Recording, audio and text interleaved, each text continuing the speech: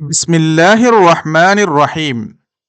திரு ஃபைசுல் ஹபீப் ஹாஜா ஹபீபுல்லா ஷா அலைஹி ரஹ்மா அவர்கள் அருளியது.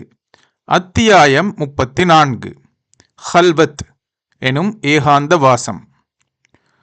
ஹல்வத்து என்ற தனிமை பொதுவாக எல்லா நபிமார்களுக்கும் சுன்னத்தாக இருந்தது. மூசா அலைஹிஸ்ஸலாம் அவர்களுக்கு 40 நாள் அல்லாஹு தாலா ஹல்வத்து செய்ய கட்டளையிட்டான். அதற்கு பிறகு தௌராத் வேதம் வழங்கப்பட்டது. நபிகள் நாயகம் ஸல்லல்லாஹு அலைஹி வஸல்லம் அவர்கள் ஹிரா என்ற மலைக்குகையில் சென்று தனிமையான ஏகாந்த வாசத்தில் தவம் செய்து வந்தார்கள். அந்த ஒரு சந்தர்ப்பத்தில்தான் முதலில் வஹி இறங்கிற்று. அதைத் தொடர்ந்து பின்னோர்களாகிய சஹாபாக்கள், இமாம்கள், அவுலியாக்கள் போன்ற பெரியோர்களுக்கும் இந்த ஹல்வத்தில் இருப்பதை பின்பற்றினார்கள் என்பதற்கு பல சான்றுகள் இருக்கின்றன. எனவேதான் எம்முடைய சிஸ்தியா காதிரியா தரீக்கத்திற்கு குறிப்பாகவும் மற்ற தரீக்கத்துகளுக்கு பொதுவாகவும் இந்த ஹல்வத்து முறையை எழுதியுள்ளேன். ஹல்வத்து குப்ரா, ஹல்வத்து சுகரா என 2 வகைப்படும். குப்ரா என்பது அல்லாஹு தாலாவின் குர்பு எனும் மோட்ச மட்டுமாக சுகரா என்பது அஸ்மாக்களின் ரூஹ் போன்றவைகளை வசியம் செய்வதற்கும் ஆகும். நமது லட்சியம் அல்லாஹு தாலாவின் குர்பு எனும் நேசம், நெருக்கம் என்பதாக இருப்பதனால் முதலில் அதனை விவரிக்கின்றேன். நம் நூல்களிலும் நேர்முகமாகவும் நமது முரீதுகளுக்கு விளக்கம் செய்தபடி ஹால் என்ற சக்தி, அதாவது ஒரு பரவச நிலை தன்னில் உண்டான பிறகு அதை தன்னில் ஸ்திரமாக ஸ்தாபித்து கொள்ளும் பொருட்டு சாலிக்கானவர் 40 நாளாகிலும் ஹல்வத்து செய்வது அவசியமாகும்.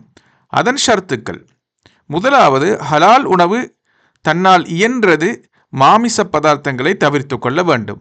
விரைவில் செரிக்கக்கூடிய பொருட்களை உட்கொள்ள வேண்டும். குறித்த நேரத்தில் உணவு உட்கொள்ள வேண்டும்.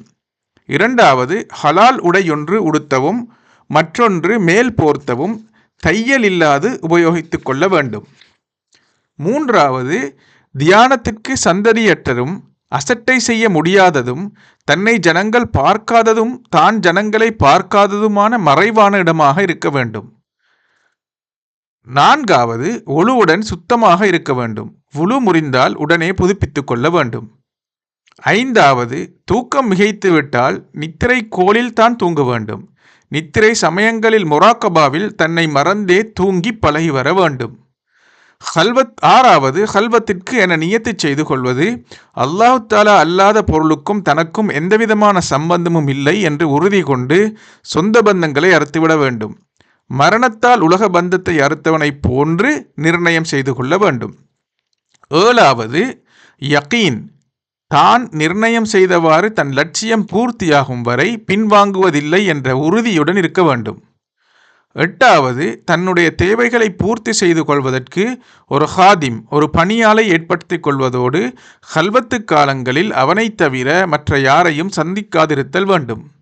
ஒன்பதாவது, ஒரு கணமும் தாரை முறியாது, அதாவது சலிப்படையாது முராக்கபாவிலே மூழ்கி முஷாஹிதாவிலே நிலை பெற்று ஷுஹூதின் தன்மையில் லிகாவை பெற முயலுதல், அதாவது இறை தரிசனத்தை பெற முயல வேண்டும். ஃபர்ல், வாஜிப், சுன்னத்து அல்லாத நஃபில் வணக்கங்களை விட்டு முராக்கபாவையே குறிப்பாக வைக்க வேண்டும். சுன்னத், வாஜிபு போன்ற தொழுகைகளிலும் முராக்கபாவை கவனித்து வருதல் வேண்டும். பத்தாவது, தன்னுடைய தவத்தை, ஹல்வத்தை நிச்சயமாக அல்லாஹு தாலா ஏற்றுக்கொண்டு மோட்ச பதவி வழங்குவான் என்று நம்பிக்கை கொள்ளுதல் வேண்டும். ஹல்வத்தின் மத்திய காலங்களில் ஜின், மலக்கு, அன்பியாக்கள், அவுலியாக்கள் இவர்களின் ரூகுகள் தோன்றும். அதில் ஜின்னுகளில் சில ரூகுகள் சில சாலிக்கை வசியம் செய்து ஹல்வத்தை வீணாக்கும் பொருட்டு பல வகை பாசாங்குகளை செய்தும் ஆசை காட்டியும் மோசம் செய்யவும் முயன்றால் அவற்றை லட்சியம் செய்யாமல் தன் முர்ஷிது உபதேசம் செய்த முறையை கைக்கொண்டு அல்லாஹு மக்சூதி, அல்லாஹவே எனது குறிக்கோள் என்று மட்டும் பதில் சொல்ல வேண்டும். தெளிவு நிலை, மறந்த நிலை, ஜதுபுல் மாஷுக்கு போன்ற சந்தர்ப்பங்களில் செய்ய இயலாமல் போகும் ஃபர்து வாஜிபு தொழுகைகள் ஒரு நாள் 24 மணி நேரத்தில் ஞாபகம் வந்தால் கலா செய்து கொள்ள வேண்டும். ஒரு நாளுக்கு மேல், அதாவது 24 மணித்தியாலத்திற்கு பிறகு அதன் நினைவு வந்தால் கலா இல்லை. ஆனால் சஹு மஉ தெளிந்த நிலை, தன்னை மறந்த நிலை போன்ற நிலைமை அல்லாது தூங்கிவிட்டால் தொழுகைகளை கலாச் செய்ய வேண்டும். இவ்வாறு 40 நாள் பூர்த்தியாவதற்குள் தன் முர்ஷிது நேரில் சொல்லிய விஷயம் பூர்த்தியாகிவிடும். 41வது தினம் ஹல்வத்தை விட்டு வெளிவந்து தனது மனைவி மக்களின் கராபத்துக்களை சந்தித்து சந்தோஷப்படுத்தி இல்வாழ்வு தொடங்க வேண்டும். நாடினால் மீண்டும் ஹல்வத்தில் அமர்ந்து கொள்ள வேண்டும். பெரியோர்கள் இம்மாதிரி 40 ஹல்வத்துக்கள் செய்வதும் உண்டு. அதாவது பிரதி 41 நாட்களுக்கு பிறகு ஒரு நாள் விடுமுறை, மீண்டும் மறுநாள் ஹல்வத்து. இம்முறையில் 1640 நாள் ஹல்வத்து நடத்தி மகத்தான பதவி பெற்றவர்களும் இருக்கின்றார்கள். அல்லாஹு தாலா அமல் செய்து பலன் அடையும் பாக்கியத்தை நம் அனைவர்களுக்கும் வழங்குவானாக.